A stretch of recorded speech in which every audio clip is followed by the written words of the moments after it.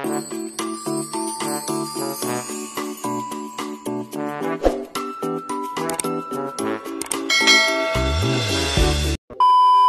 morning everyone and welcome back again to our channel, Ate Lang and Family's channel.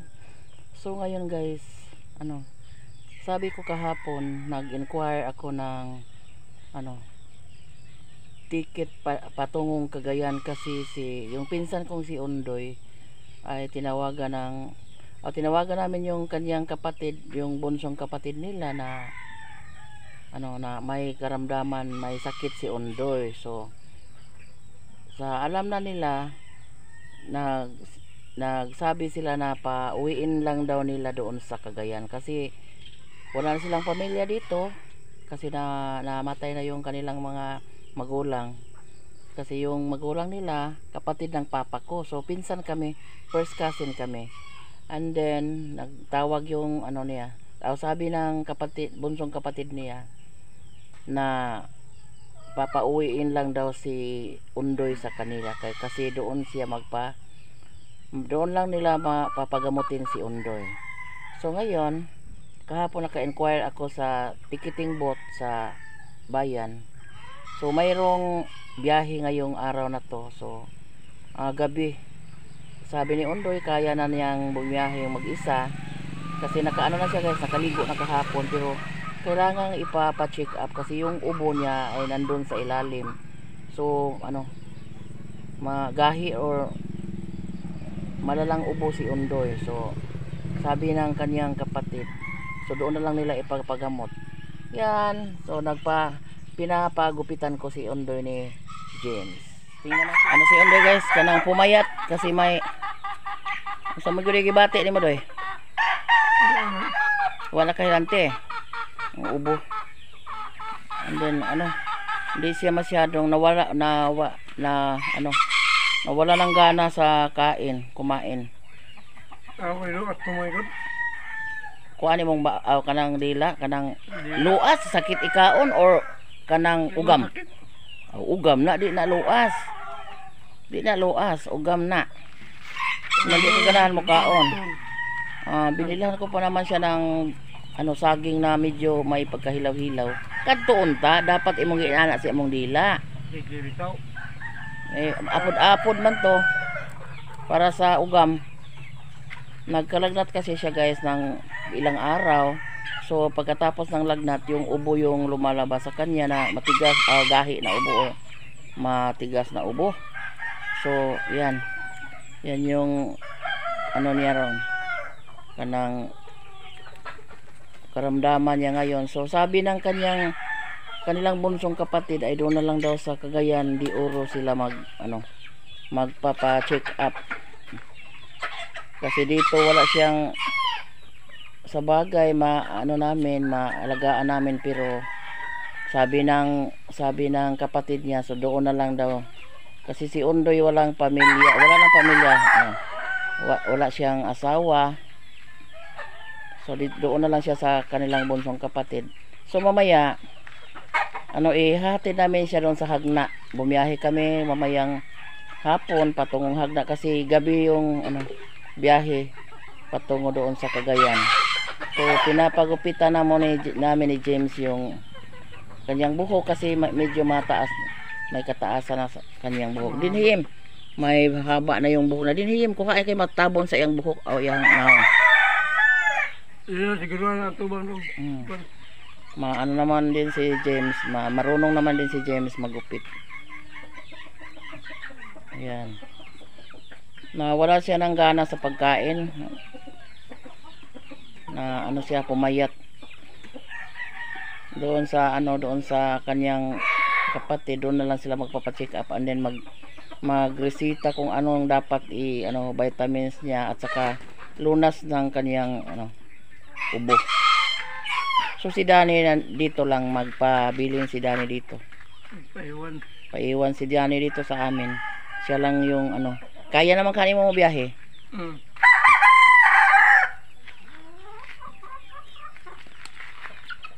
Yung ating mga manok wala pang kain kasi naggupit pa si James sa buhok ni Undoy.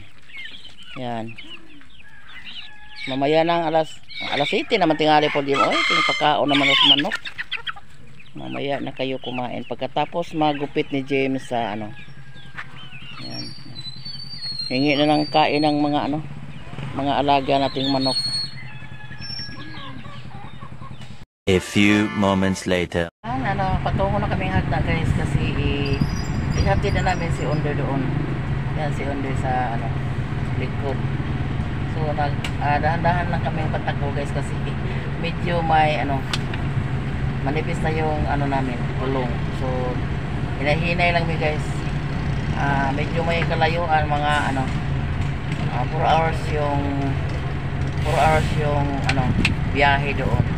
So yung biyahe para Cagayan ay ano, 10 o'clock ng gabi pa, pero ihatid lang namin siya ng maaga para maka plaster or makapahilo na siya sa kaniyang ano, kanang bed doon.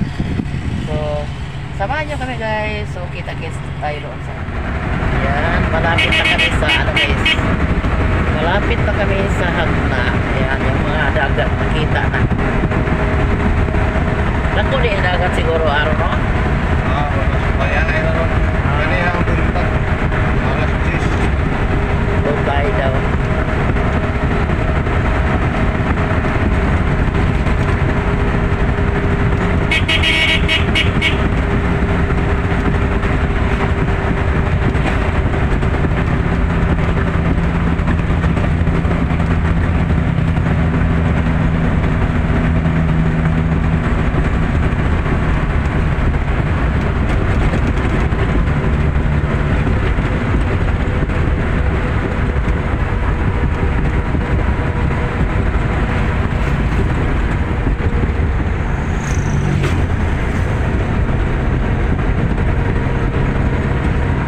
Liko na yung daan guys kasi may ano,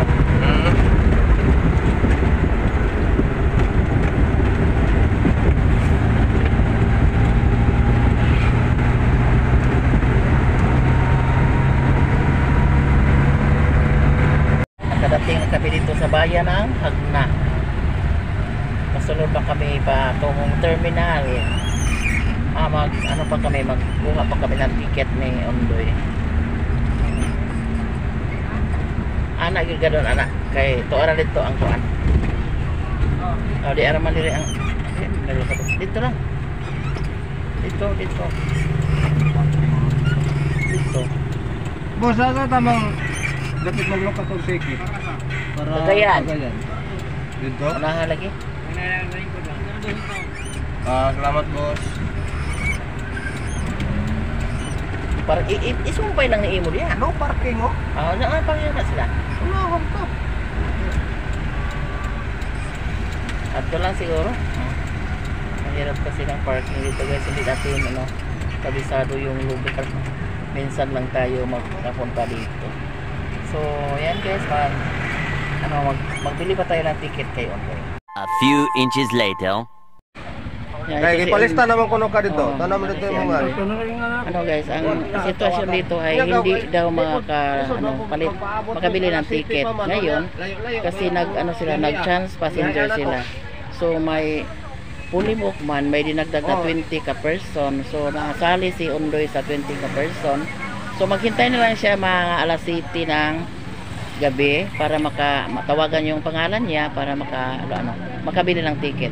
So pag bili na lang kayo ng pagkain ha. Pagpalit na lang kang pagkaon. Lingkod ra ka ato sa kuan. Maglingkod ra ka ngadto. Hama imong ba? O hama nimo ang kuan. Ibilin sa lani mo dito. Nya magkuan ka dito. Ug unsay imong gusto nga kaonon? Basi ganahan ka ba pagkaon-kaon lang sa. Pagpalit og tubig. Pagpalit og tubig. Lagi. 8 ra kuan. Nya magpalit og tubig, importante ang tubig ini kagabi inom-inom nimo. Onya. Inig ka kuan. Pagdating mo doon, huwag kang bumaba pag way magsundo kayo or bumaba ka sa pier, onya, sundoon ra ka. Ha? Sundoon ka kay nagsabot na me. Ay di mawa, pero kana malaging sitwasyon nimo. Nga yung kapatid niya magpaiwan dito. Si ano lang si Undoy lang yung umuwi muna kasi magpa-check up. Sige, good luck. Pero kuha na ka doy, pwede na pud kang magbalik-balik diri. Ano? Kay kanang na ay puhon. Oh, kanang pag ano na mabuti na yung kalagayan mo, pwede na ka bumalik dito. Sige, ayo kay adto na pud me. Kung sasakyan ni Undoy mamayang alas 10 ng gabi, guys. So, kami uwi na lang muna kami kasi medyo malayo pa yung sa amin yung ubay. Gabihan kami doon biyahe. And then magdahan na kami sa pagbiyahe, guys, kasi medyo na yung gulong natin. Medyo manipis-nipis na yung gulong natin. So, dahan na kami sa patakbo. So, ginugudlak na lang namin si Undoy sa kanyang biyahe. Pauwi na kami, guys. Ang gandang tingnan ng dagat paghapon dito. Lalong-lalo na mag-sunset na yun. Araw.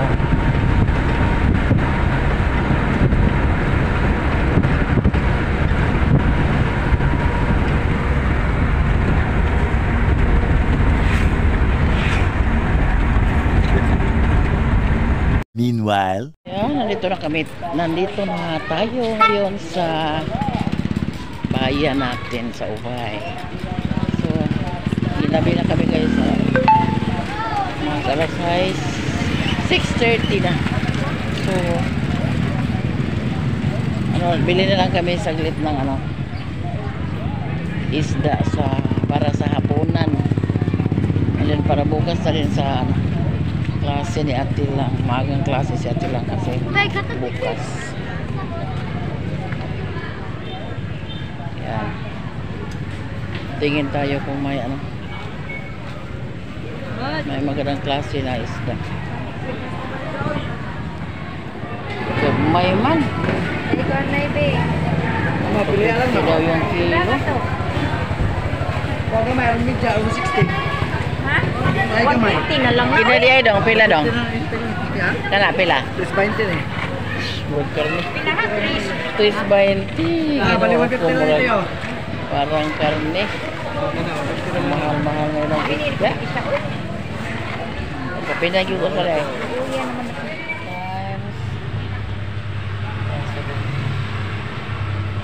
Unom lang. Unom kayo. 6 times 7 po dito. Oh, gusto ko may kopya.